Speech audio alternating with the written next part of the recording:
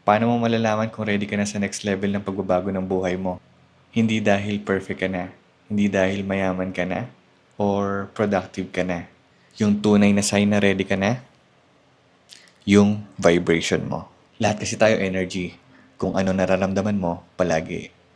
Kung takot ba o tiwala ka.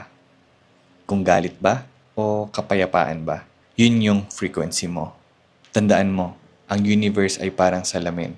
Kung ano laman sa loob mo, yun din ang ipapakita niya pabalik. Kaya kung puno ka ng doubt, fear, pagkukulang, yan din ang ma-attract mo.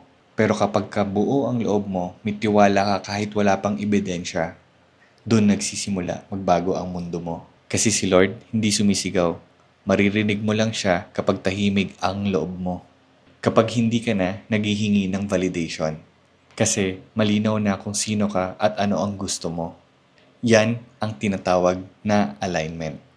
Hindi fake positivity, hindi din toxic productivity, kundi yung kalma sa loob. Kahit hindi pa perfect sa labas. At pag nandun ka na sa ganong state, your vibrations becomes the signal to the universe na ready na ako. Kaya bago mo tanong kung kailan dadating blessing mo, tanungin mo muna kung anong klaseng energy ang binabalik sa akin ngayon ng universe. Baka kasi yun din ang pinapadala mo.